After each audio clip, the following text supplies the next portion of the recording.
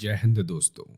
MPPSC prelims 2023 का दोस्तों test series का ये हमारा दूसरा टेस्ट है। आज हम लोग दोस्तों 50 से ज़्यादा क्वेश्चंस को अटेम्प्ट करने वाले हैं। तो आइए स्टार्ट करते हैं एमपीपीएससी टेस्ट सीरीज का दूसरा टेस्ट दोस्तों। इससे पहले अगर आपने मेरा पहला टेस्ट नहीं देखा है तो आप देख सकते हैं, उसमें भी मैंने बहुत अच्छे क्वेश्चंस लिए हैं। कई बार दोस्तों जो मैं क्वेश्चंस बनाता हूँ ये क्वेश्चन डायरेक्टली भी आ सकते हैं और इनडायरेक्टली, तो ये चीज़ें आपको ध्यान में रखते हुए आपको पढ़ाई करनी है कि मेरे जो टेस्ट हैं दोस्तों उससे पिछली बार जो था इवन 30 के आसपास क्वेश्चंस जो हैं प्रीलिम्स में आपको देखने को मिल गई थी। तो इस बार का जो हमारा टेस्ट सीरीज है ये भी बहुत ही महत्वपूर्ण है हमारे प्रीलिम्स के पॉइंट ऑफ व्यू से। और आपको पता है 17 दिसंबर को दोस्तों इस बार जो है आपको प्रीलिम्स देखने को मिलने वाला है 2023 वाला। तो आइए स्टार्ट करते हैं, पढ़ते हैं दोस्तों दूसरा टेस्ट। इसमें मैंने जो क्वेश्चंस लिए हैं इनका आप आंसर देने की कोशिश करिएगा। मध्य प्रदेश का सबसे पुराना संगीत महाविद्यालय, माधव संगीत महाविद्यालय कहाँ पर है? तो ये दोस्तों जो आपको देखने को मिलता है सबसे पुराना भी है और संगीत का महाविद्यालय है। और कौन सा? माधव संगीत महाविद्यालय। तो ये कहाँ पर लोकेटेड है? ये आपको देखने को मिलता है दोस्तों ग्वालियर। ग्वालियर में आपको देखने को मिल जाएगा। एमपीपीएससी के प्रीलिम्स 2017 में ये क्वेश्चन आया था। मध्य प्रदेश की सबसे पुरानी जो सागर यूनिवर्सिटी की स्थापना किस वर्ष हुई थी दोस्तों? डॉक्टर हरि सिंह गौर के द्वारा दोस्तों इसकी स्थापना की गई थी और ये स्थापना का वर्ष है 1946। यानी 1947 में हमारा देश आज़ाद हुआ था। इससे जस्ट पहले ही दोस्तों इसको इस्टेब्लिश किया गया था। तो ये चीज़ आपको याद रखनी है कि कब 1946 में सागर यूनिवर्सिटी, जिसे डॉक्टर हरि सिंह गौर यूनिवर्सिटी कहा जाता है, इसको इस्टेब्लिश किया गया था। संस्कृत विश्वविद्यालय की स्थापना कब की गई थी? तो संस्कृत का जो विश्वविद्यालय है दोस्तों ये को भी आपको देखने को मिलता है मध्य प्रदेश में। और ये कब? उज्जैन में देखने को मिलता है दोस्तों। उज्जैन आपको याद रखनी है। उज्जैन किस नदी के किनारे बसा हुआ है? क्षिप्रा नदी के किनारे बसा हुआ है। और उज्जैन में ही आपको महाकुंभ देखने को मिलता है। महाकालेश्वर, वहीं पर आपको एक ज्योतिर्लिंग भी देखने को मिल जाएगा दोस्तों। तो ये चीज़ भी आपको याद रखनी है कि महाकालेश्वर ज्योतिर्लिंग भी वहाँ देखने को मिलता है। इंडियन इंस्टीट्यूट, अगला क्वेश्चन है इंडियन इंस्टीट्यूट ऑफ इंफॉर्मेशनल। अब आपको ये मैच करनी है दोस्तों। इस टाइप के भी क्वेश्चंस आपको इवन एमपीपीएससी और यूपीएससी दोनों में मिल जाते हैं। तो इसको आप ध्यान से मैच करिए। थोड़ा सा हम लोग इसमें टाइम देते हैं। पहला क्या है? Indian institute of information technology design and manufacturing, यानी IIITDM कहाँ पर देखने को मिलता है? ये दोस्तों आपको मैच करना है। दूसरा है Indian institute of information technology and management, यानी IITM आपको कहाँ कहाँ देखने को मिलता है? अब आते हैं IIM, Indian institute of management, ये आपको किस जिले में देखने को मिलता है? वहीं Indian institute of science and research, यानी IISER, जो आपको कहाँ देखने को मिलता है? तो इसको मैच करिए। कई बार दोस्तों ये इस टाइप के क्वेश्चंस भी आ जाते हैं कि कॉलेज को मैच करना पड़ता है कि किस जिले में लोकेटेड है। तो इसका जो आंसर है दोस्तों बी वाला देखने को मिलता है, यानी Indian institute of technology design and manufacturing, ये कहाँ देखने को मिलता है? तो ये जबलपुर में। तो ये चीज़ आपको याद रखनी है। साथ ही साथ जो IITM देखने को मिलता है ये कहाँ पर देखने को मिलता है? ये आपको ग्वालियर में देखने को मिल जाएगा। वहीं IIM आपको कहाँ देखने को मिलता है? ये इंदौर में देखने को मिलता है। IIM भी है और IIT भी है दोस्तों इंदौर में। साथ ही Indian institute of science education and research आपको कहाँ देखने को मिलता है? तो ये आपको देखने को मिलता है भोपाल में। तो ये चीज़ आपको याद रखनी है दोस्तों, ये क्वेश्चन पूछे जा सकते हैं। देवी अहिल्या विश्वविद्यालय कहाँ पर है दोस्तों? किस जिले में लोकेटेड है? 2004 में ये क्वेश्चन पूछा गया था। तो ये आपको देखने को मिलता है दोस्तों इंदौर में देखने को मिलता है। देवी अहिल्या, DAV जिसे कहते हैं दोस्तों। Lakshmibai national institute of physical education दोस्तों कहाँ पर है? तो फिजिकल एजुकेशन की बात हो रही दोस्तों, तो ये ग्वालियर में देखने को मिलता है। 2004 में ये क्वेश्चन पूछा गया था। खैरागढ़ किसके लिए प्रसिद्ध है? तो ये भी इम्पोर्टेंट क्वेश्चन है कि खैरागढ़ क्यों फेमस है? Why Khairagarh is so important? ये देखने को मिलता है संगीत विश्वविद्यालय के लिए दोस्तों ये फेमस है। तो ये चीज़ आपको याद रखनी है। मध्य प्रदेश के किस जिले में विक्रम विश्वविद्यालय स्थित है। तो विक्रम विश्वविद्यालय दोस्तों ये आपको याद होगा उज्जैन से रिलेटेड है, तो आपको याद रखना है उज्जैन में स्थित है। मध्य प्रदेश के किस शहर में भारतीय प्रौद्योगिकी संस्थान, मैंने बताया था आईआईटी की स्थापना की गई है, तो ये चीज़ मैंने अभी आपको बताई थी कि इंदौर में इसकी स्थापना है, यानी आईआईएम भी देखने को मिल जाएगा मैनेजमेंट से रिलेटेड, और टेक्नोलॉजी से रिलेटेड आपको आईआईटी भी देखने को मिल जाएगा। तो ये दोनों ही कहाँ पर, इंदौर में देखने को मिल जाती हैं। मध्य प्रदेश में राजा भोज मुक्त विश्वविद्यालय कहाँ पर है दोस्तों? तो ये आपको देखने को मिलता है भोपाल में दोस्तों, मध्य प्रदेश की राजधानी में आपको देखने को मिल जाएगा। और राजा भोज मुक्त की बात कर रहे हैं तो आपको वैसे भी पता होना चाहिए कि राजा भोज कहाँ के हैं, ये भोपाल के देखने को मिलते हैं, तो वहीं पर इसको बनाया गया है।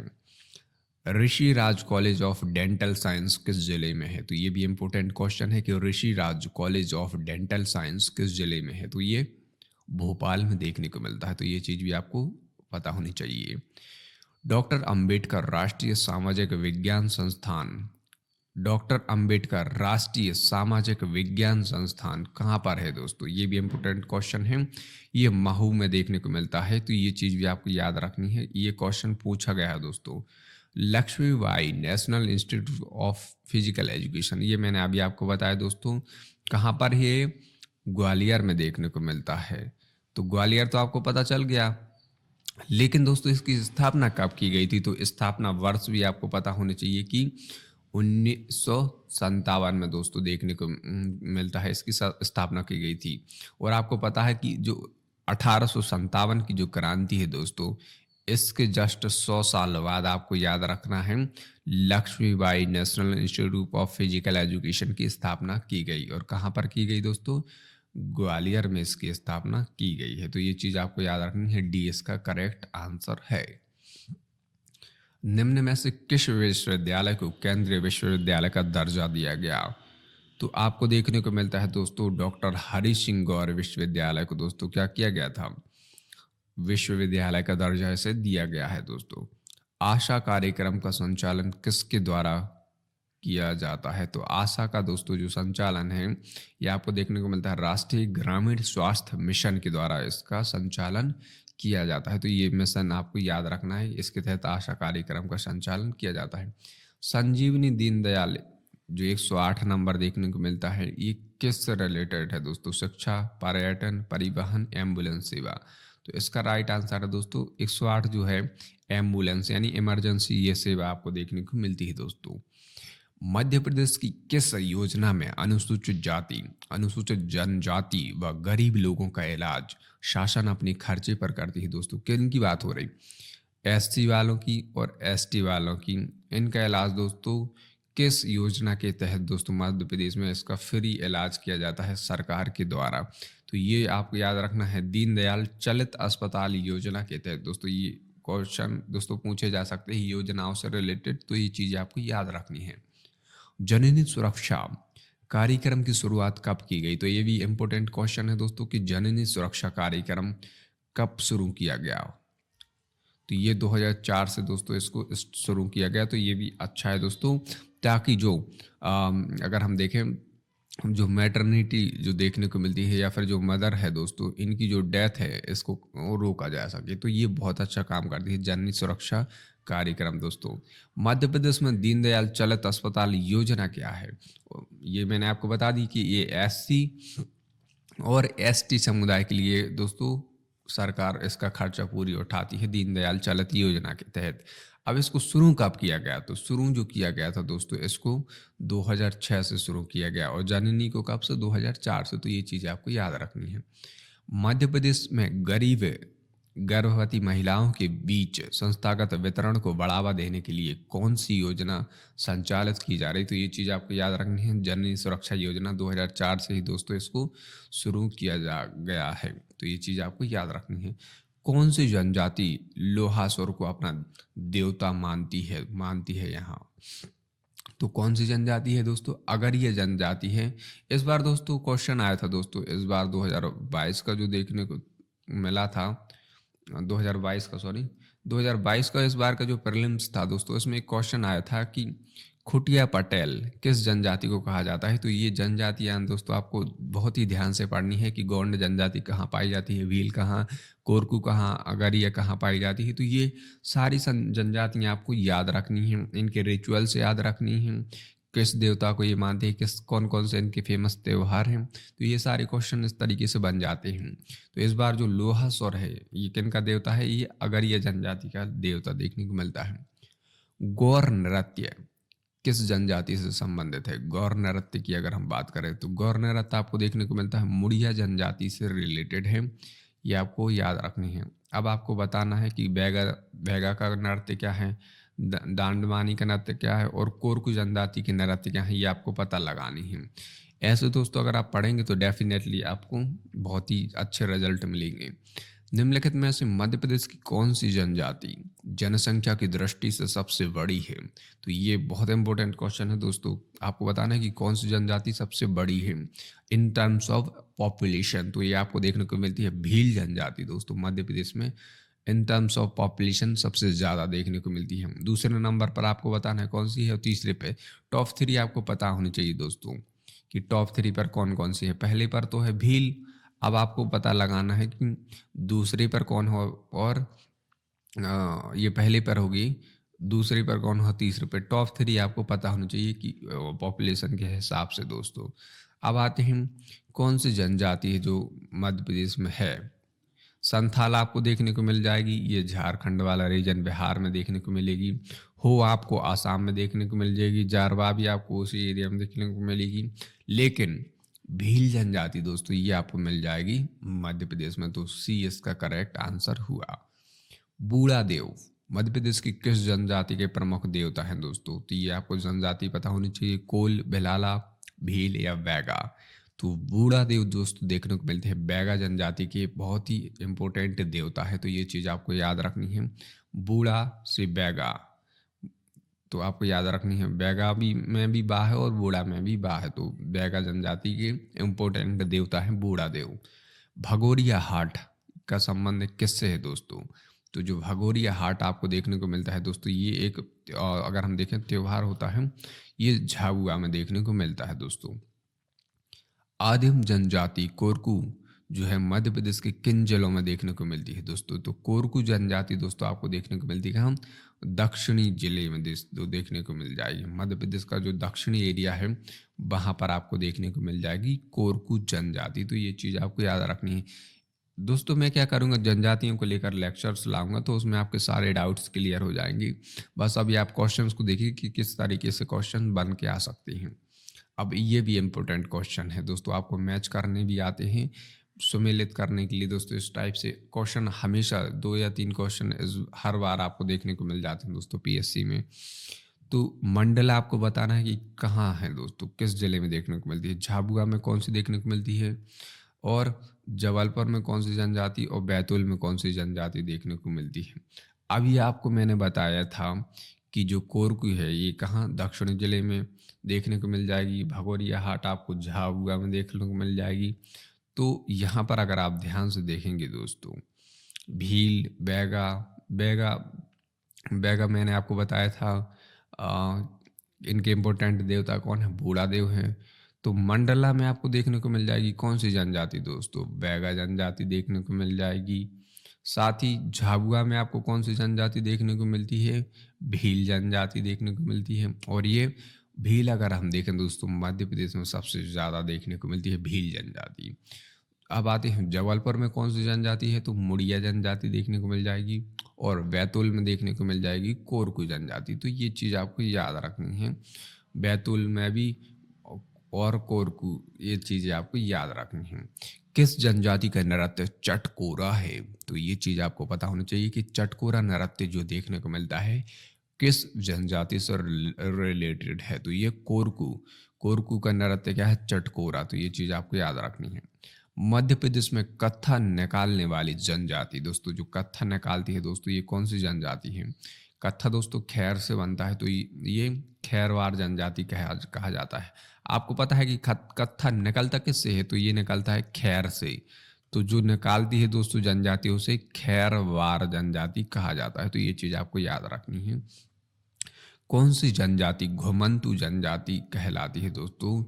कोरवा, बंजारा, खैरवार, गोंड। तो ये आपको देखने को मिलती है दोस्तों। जो बंजारा जनजाति है ये घुमंतू जनजाति का है दोस्तों। ये एक जगह टिकती नहीं है, एक जगह से दूसरी जगह जाती रहती है, तो इसलिए इसे घुमंतू जनजाति कहते हैं। मड़ई किस जनजाति का प्रमुख मेला है? तो मड़ई जो मेला देखने को मिलता है ये गोंड जनजातियों का इम्पोर्टेंट मेला है, तो ये चीज़ आपको याद रखनी है। लहंगी नृत्य किस जनजाति से है? तो लहंगी जो नृत्य है दोस्तों सहरिया जनजातियों का इम्पोर्टेंट डांस है दोस्तों। अब आते हैं कुछ पंचवर्षीय योजना से रिलेटेड क्वेश्चंस देखते हैं। 12वीं पंचवर्षीय योजना की अवधि क्या थी दोस्तों? ये आखिरी पंचवर्षीय योजना थी इसलिए इम्पोर्टेंट है।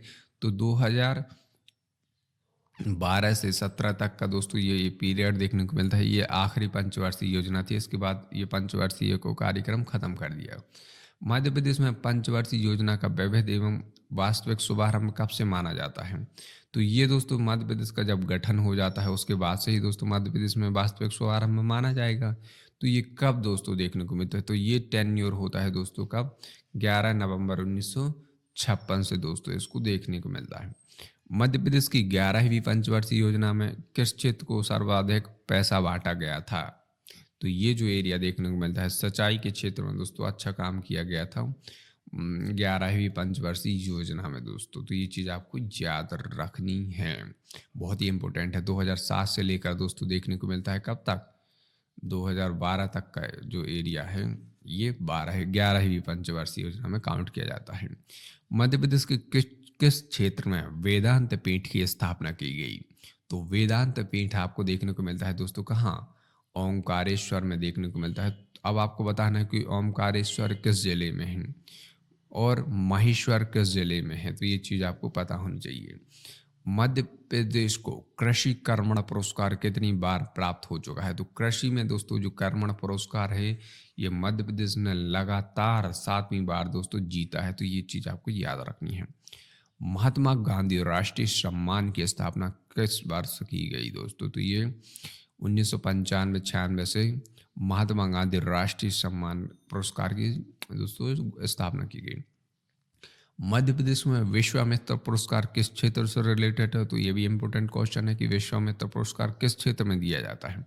तो विश्वामित्र कौन थे दोस्तों? ये गुरु थे, तो आपको पता होना चाहिए जो खेल है उस क्षेत्र में दोस्तों विश्वामित्र पुरस्कार दिया जाता है, तो ये चीज़ आपको याद रखनी है। किस भारतीय पारंपरिक खेल के लिए मध्य प्रदेश सरकार द्वारा प्रभास जोशी पुरस्कार दिया जाता है?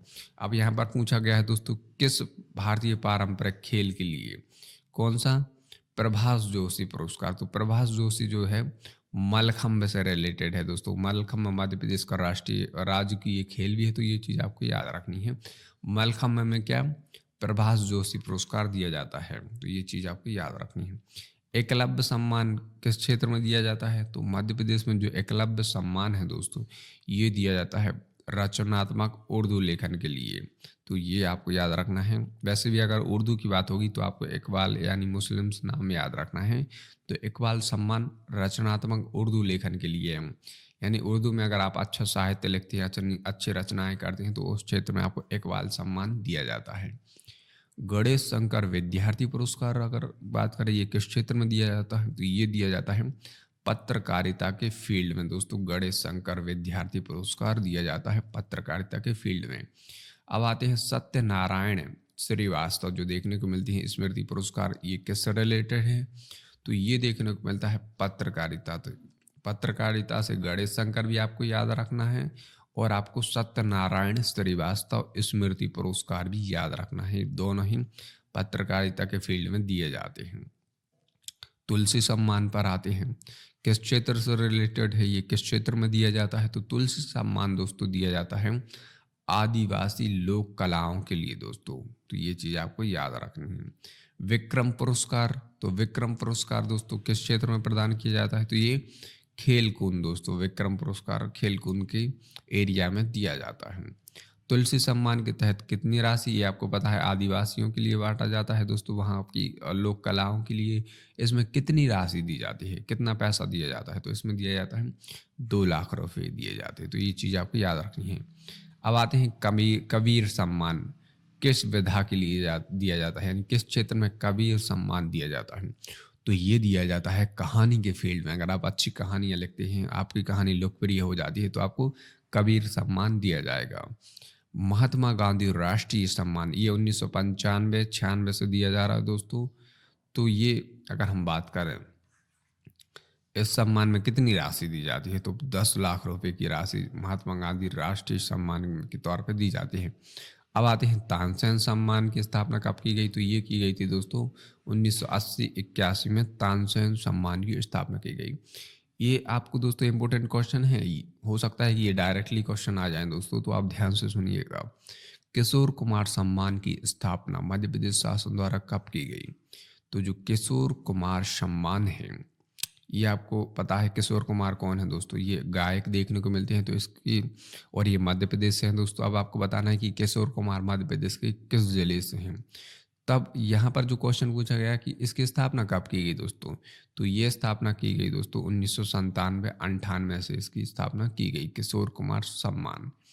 अब आते हैं देवी अहिल्या सम्मान राज्य में सर्वप्रथम किससे नवाजा गया था, यानी पहला जो देवी अहिल्या सम्मान है ये किसने जीता था, तो ये जीता था किसने, तीजन बाई दोस्तों। आपको पता होगा कि तीजन बाई कौन है दोस्तों, ये बहुत ही ओजपूर्ण सिंगर है, गायिका है, उन्हें ये सम्मान मिला है दोस्तों। कबीर सम्मान राज्य में किसने जीता दोस्तों, किसे मिला सबसे पहले कबीर सम्मान, आपको पता है कि ये कहानी के फील्ड में दिया जाता है। अच्छा अगर आप कहानी लिखते हैं तो आपको ये सम्मान मिलता है। तो इस किसने जीता, तो ये गोपाल कृष्ण अडेग ने ये पुरस्कार जीता है दोस्तों। ये अच्छा सम्मान है दोस्तों, आपको याद रखना है, गोपाल कृष्ण को कबीर सम्मान से नवाजा गया है। तो ये थे दोस्तों इम्पोर्टेंट क्वेश्चन। आप आई होप आपने एंजॉय किए होंगे, हो सकता है ये डायरेक्टली क्वेश्चन आ जाएं। और अगर आपको ऐसे ही और वीडियोस देखने हैं तो प्लीज़ इस चैनल को सब्सक्राइब और वीडियो को लाइक एंड शेयर करना मत भूलिएगा। मिलते हैं हम लोग नेक्स्ट लेक्चर में। जय हिंद।